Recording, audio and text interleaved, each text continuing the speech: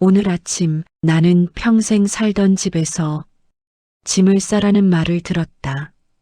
별일 아닌 것처럼 아주 조용하게 그 말은 나에게 왔다. 이 집에서 나는 아내와 함께 늙었고 이 집에서 아이들을 키웠다. 그런데 오늘 이 집은 내 집이 아니었다. 아버님, 잠깐 말씀 좀 드릴게요. 그 말투는 예의 바른데 마음은 이미 떠나 있었다. 아버지, 우리도 많이 고민했어요. 나는 고개를 끄덕였다. 무슨 말이 나올지 이미 알고 있었기 때문이다. 요즘 연세도 있으시고 저희도 애들 키우느라 여유가 없어요. 요양원 괜찮은데 알아봤어요. 요양원이라는 말이 밥상 위에 놓였다. 아무도 소리치지 않았고 아무도 화내지 않았다. 그래서 더 아팠다. 나는 밥상 끝을 봤다. 아내가 늘 앉던 자리다. 그 자리는 오늘도 비어 있었고 아무도 그 자리를 신경 쓰지 않았다. 아버지, 서로 편하게 살자는 거예요. 요즘은 다들 그래요. 다들. 그 말 안에 나는 없었다. 그리고 이 집 말인데요. 명의가 이미 남편 앞으로 되어 있잖아요. 나는 그제야 종이를 봤다. 아들 이름만 있었다. 그게 언제부터였지? 어머니 돌아가시고 나서요. 아버지가 그러라고 하셨잖아요. 아니었다. 그런 말을 한 기억은 없다. 다만 그때 나는 너무 슬펐다. 사람은 큰 슬픔 앞에서 많은 걸 잃는다. 기억도 자기 판단도. 아버님, 오늘 안으로 정리하시는 게 좋을 것 같아요. 오늘 그 말 한마디에 내 인생이 정리되는 느낌이었다. 나는 방으로 들어가서 서랍을 열었다. 낡은 수첩, 아내 사진, 아이들 어릴 적 사진. 그 속에 봉투 하나가 있었다. 아내 글씨였다. 이걸 왜 이제야 봤지? 봉투는 열어보지 못한 채 오래 있었다. 아내가 떠난 날부터 지금까지. 아버지, 다 되셨어요? 나는 봉투를 주머니에 넣었다. 그때 아내 목소리가 귓가에 스쳤다. 여보, 혹시라도 이상하면 이거 꼭 봐요. 현관 앞에 섰다. 신발장 위에는 내 신발만 있었다. 짐은 제가 차에 실어드릴게요. 아니다. 내 짐은 내가 들고 간다. 문을 나서며 나는 집을 돌아봤다. 집은 아무 말도 하지 않았다. 주머니 속 봉투를 꺼냈다. 천천히, 아주 천천히 열었다. 그 안에는 짧은 메모 한 줄이 있었다. 그날 약은 바뀌었다. 그날 아내가 갑자기 나빠졌던 날. 의사가 말을 아끼던 날. 나는 하늘을 올려다봤다. 집을 잃은 줄 알았다. 그런데 그날부터 나는 진실을 향해 걷고 있었다. 나는 작은 방에 누워 있다. 천장이 가깝다. 손을 뻗으면 닿을 것 같다. 이 방은 내가 평생 벌어온 삶의 크기 같다. 젊을 때는 이렇게 될 줄 몰랐다. 열심히 살면 마지막은 편할 줄 알았다.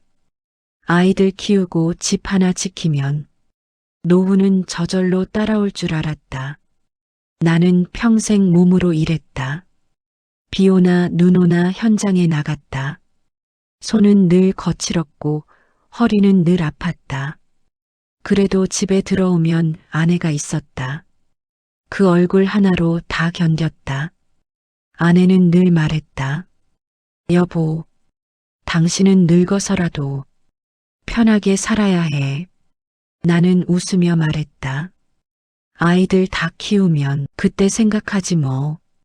그때가 이렇게 올 줄은 몰랐다. 밤이 되면 잠이 오지 않는다. 눈을 감으면 집 생각이 난다. 부엌, 마루, 아내가 앉던 자리. 지금은 내 자리가 아니다. 사람은 집을 잃으면 자리를 잃는다. 자리를 잃으면 말을 잃는다. 말을 잃으면 점점 사람도 사라진다. 나는 요즘 말이 없다. 누가 묻지도 않고 할 데도 없다. 조용한 게 편한 줄 알았는데 그게 아니었다. 조용한 건 외로운 거였다. 아내가 떠난 뒤 모든 게 급해졌다. 보험 이야기, 진명의 서류들. 나는 잘 모른다고 했다. 아들은 말했다. 아버지, 우리가 알아서 할게요. 그 말이 이렇게 돌아올 줄은 몰랐다. 주머니 속에서 종이 하나가 만져진다. 그날 약은 바뀌었다. 그 한 줄이 자꾸 가슴을 건드린다. 그날을 떠올린다. 아내는 아프지 않다고 했다. 그런데 갑자기 몸이 나빠졌다. 의사는 말을 아꼈고 나는 묻지 않았다. 왜 묻지 않았을까? 왜 고개만 끄덕였을까? 그날 조금만 의심했어도 사람은 가족 앞에서 의심을 미룬다. 설마 그럴 리가 없다고 스스로를 달랜다. 그게 가장 큰 후회가 된다. 나는 나를 원망한다. 아내를 지키지 못한 남편으로서, 아무것도 몰랐던 아버지로서, 그러면서도 또 생각한다. 그래도 아들이었다. 내가 안고 키운 아이였다. 밤새 열이 날 때 등을 두드려주던 그 아이였다. 그 아이가 그럴 리는 없다고 나는 아직도 믿고 싶다. 하지만 종이 한 장이 그 믿음을 놓아주지 않는다. 그날 약은 바뀌었다. 나는 처음으로 병원을 떠올린다. 그때의 복도, 침대, 간호사의 얼굴. 기억은 늦게 오고 선명하다. 이제 와서 무슨 소용일까 생각도 해본다. 노인이 진실을 파헤쳐서 무얼 하겠나. 그냥 조용히 살다 가면 되는 걸. 그런데 아내 얼굴이 자꾸 떠오른다. 말없이 웃던 얼굴. 마지막 날 무언가 말하려던 그 눈빛. 그 눈빛이 나를 놓아주지 않는다. 나는 결심까지는 아직 하지 않았다. 다만 알고 싶다. 아내가 왜 그렇게 급하게 떠났는지, 그날에 무슨 일이 있었는지. 노후는 편안해야 한다고 들었다. 하지만 내 노후는 쫓겨난 건 집만이 아니다. 나는 내가 믿어온 시간에서도 쫓겨났다. 이제 돌아갈 수는 없다. 다만 앞으로 한 걸음은 내 발로 가야 한다. 그날 약은 바뀌었다. 그 말이 오늘 밤도 나를 잠들지 못하게 한다. 나는 병원을 떠올린다. 가기 싫었던 곳이다. 다시 생각하기도 싫었던 곳이다. 하지만 종이 한 장이 나를 다시 그곳으로 데려갔다. 아내가 마지막으로 누워있던 병원. 그 복도는 유난히 길었다. 끝이 없는 것처럼 느껴졌다. 그때 나는 아무 생각도 하지 않았다. 의사가 말하면 고개를 끄덕였고 간호사가 물으면 사인만 했다. 그게 남편의 역할인 줄 알았다. 나는 병원 기록을 찾기 시작했다. 이제 와서 무슨 의미가 있나 싶으면서도 멈출 수가 없었다. 기록은 차갑고 말이 없었다. 숫자와 날짜만 있었다. 하지만 그 숫자들 사이에서 이상한 틈이 보이기 시작했다. 아내는 안정적이었다. 그러다 갑자기 급격히 나빠졌다. 그 사이에 무언가가 있었다. 그때 간호사 한 사람이 기억 속에서 떠올랐다. 말수가 적었고 눈을 자주 피하던 사람. 나는 조심스럽게 그 사람을 찾았다. 퇴직을 앞두고 있다고 들었다. 처음엔 아무 말도 하지 않으려 했다. 하지만 내가 아내 이야기를 꺼내자 숨을 길게 내쉬었다. 그때 일이 마음에 걸렸어요. 그 말 한마디에 내 심장이 멈추는 것 같았다. 그날 보호자분이 약을 바꿔달라고 강하게 말했어요. 의사가 없던 시간이었어요. 보호자. 그 말이 귀에 박혔다. 나는 묻지 않아도 알 수 있었다. 그 보호자는 아들이었다. 아니라고 생각하려 했다. 그럴 리 없다고 속으로 100번은 말했다.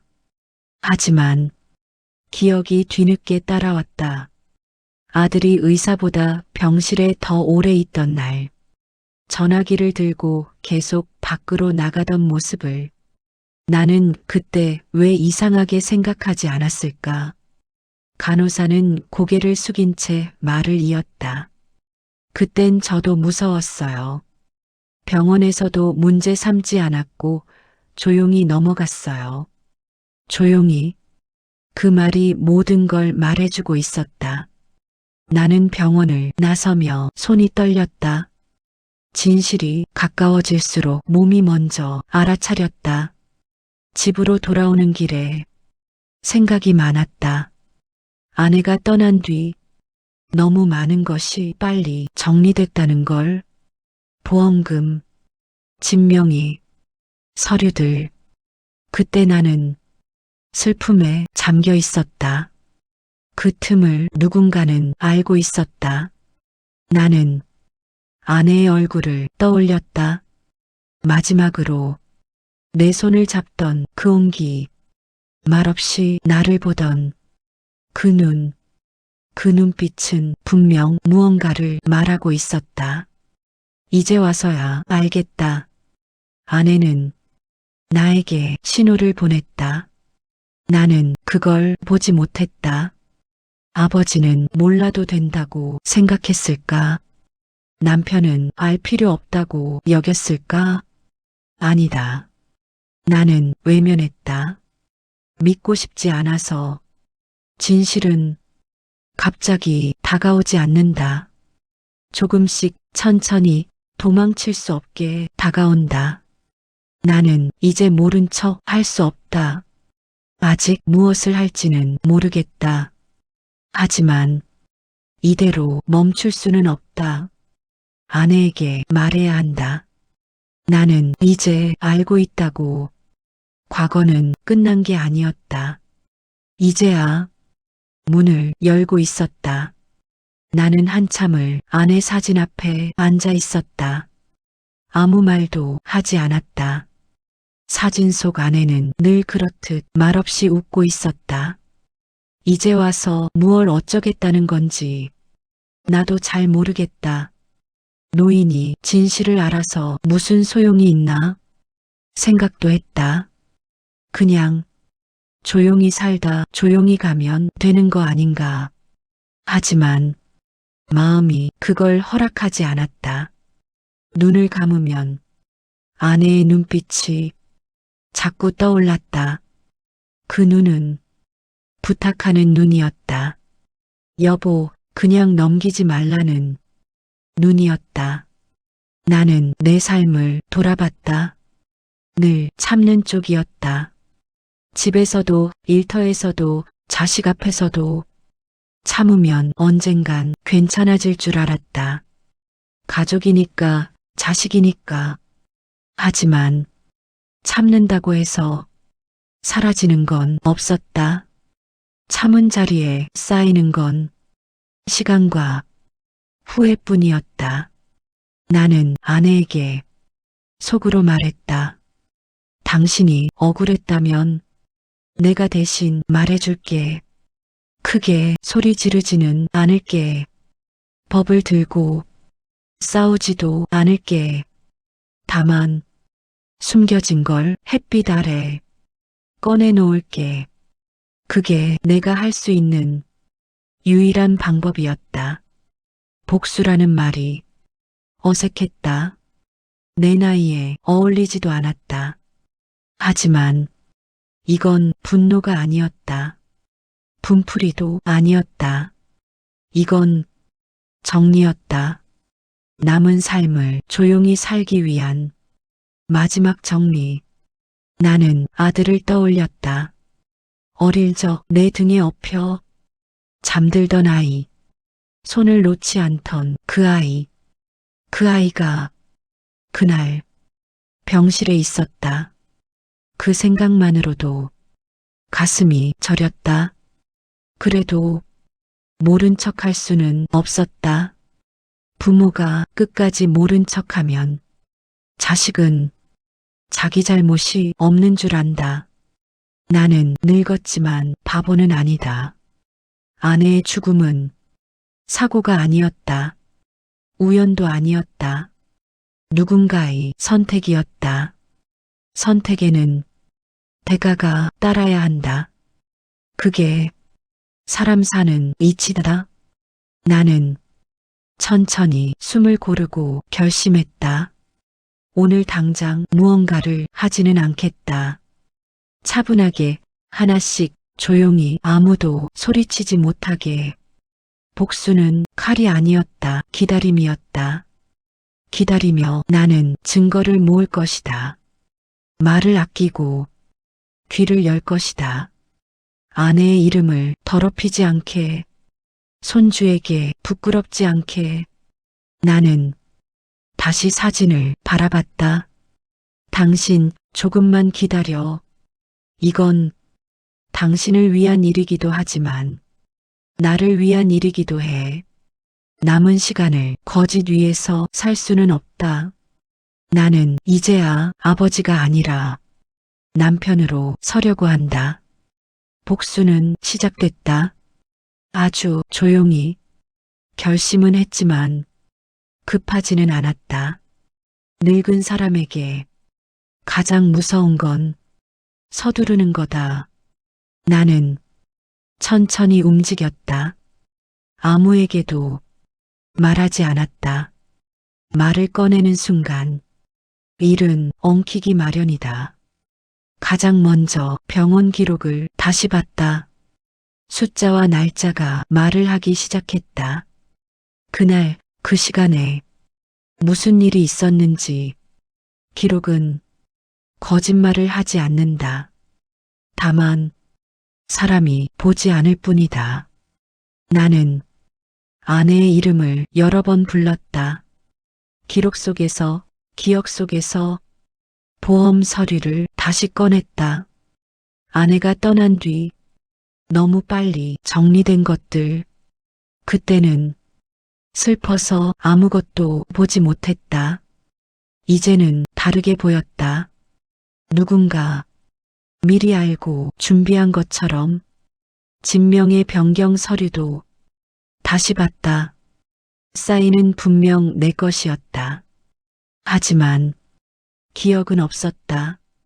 사람은 믿는 사람 앞에서 가장 쉽게 서명한다.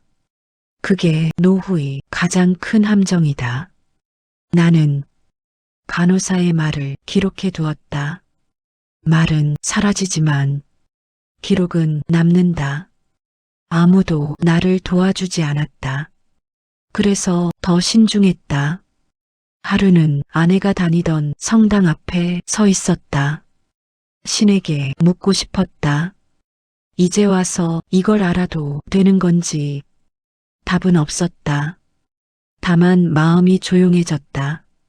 나는 아들을 떠올렸다. 지금쯤 나 없이도 잘 살고 있을 것이다. 그 생각이 섭섭하면서도 익숙했다. 가족이라는 말은 나이가 들수록 조심스러워진다. 믿음과 상처가 같이 있기 때문이다. 나는 하나씩 봉투에 넣었다. 병원 기록, 서류 사본, 메모들. 두껍지 않았다. 하지만 무거웠다. 이걸로 무엇을 할지는 아직 정하지 않았다. 다만 준비만 해두었다. 사람은 마지막에 할 말을 미리 정해두면 덜 흔들린다. 나는 연습하듯 속으로 말해봤다. 나 이 집을 나가기 전에 할 말이 있다. 그 말이 입에 익을 때까지 분노는 줄어들고 차분함이 남았다. 이상하게도 마음이 조금 가벼워졌다. 진실을 모으는 일은 복수라기보다 정리였다. 이제 피할 수는 없다. 언젠가 말해야 한다. 그날이 다가오고 있었다. 모든 준비가 끝났다고 생각하던 날이었다. 마음이 이상하게 가벼웠다. 그때 손주 얼굴이 떠올랐다. 아무것도 모르는 얼굴. 그 얼굴 앞에서 내가 하려는 말들이 과연 옳은 건지 잠시 멈춰섰다. 나는 손주에게 어떤 어른으로 남을까? 진실을 말한 할아버지일까? 가족을 깨뜨린 노인일까? 아들은 내 앞에 고개를 숙였다.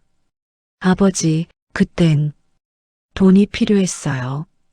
가족을 지켜야 했어요. 그 말에 가슴이 움찔했다. 핑계라는 걸 알면서도 마음이 먼저 반응했다. 나는 그 아이를 안고 잠들던 밤들을 기억했다. 열이 나서 울던 밤, 아이가 숨을 고를 때까지 등을 두드리던 그 밤, 그 아이가 이렇게 자랐다. 내 손을 떠나 다른 선택을 한 어른이 되었다. 연민이 고개를 들었다.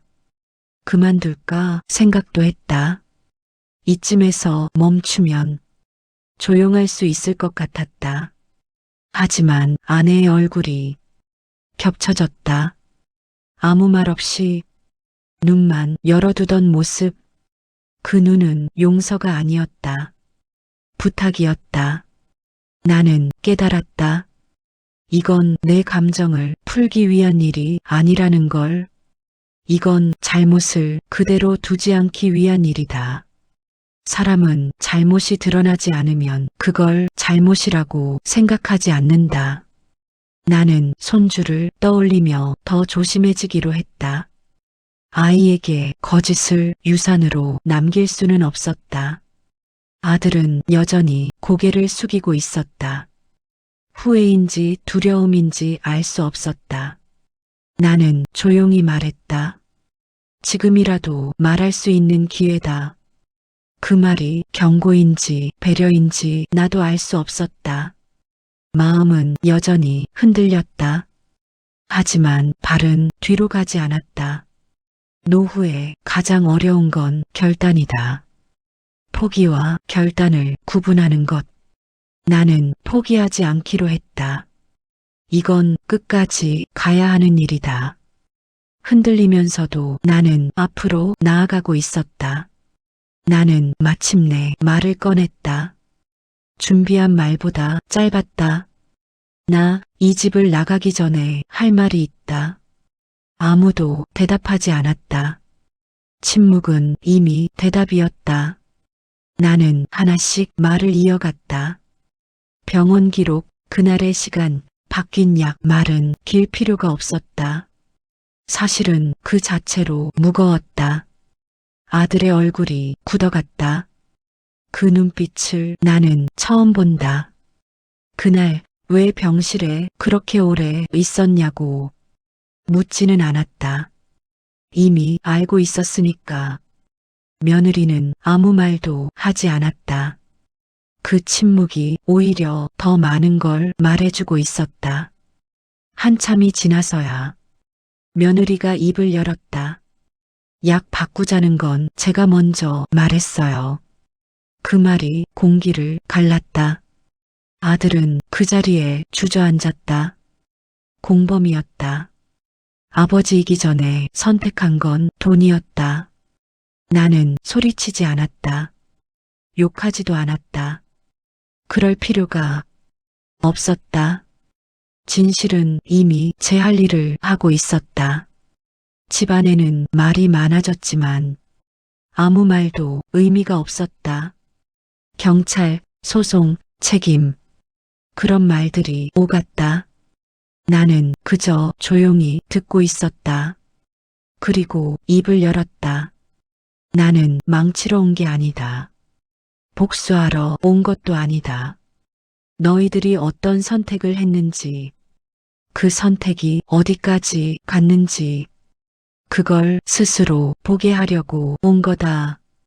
이제 너희들 몫이다. 그 말 뒤로 아무도 나를 붙잡지 않았다. 나는 그 집에서 아버지로서의 마지막 말을 했다. 더 이상 숨길 수는 없다. 이건 끝난 일이 아니다. 나는 천천히 몸을 돌렸다. 등 뒤에서 누군가 울고 있었지만 돌아보지 않았다. 진실은 이미 세상에 나와 있었다. 그리고 그 순간 나는 알았다. 복수는 완성됐다는 걸. 모든 게 끝난 줄 알았다. 하지만 끝이라는 말은 쉽게 오지 않는다. 나는 집을 떠났다.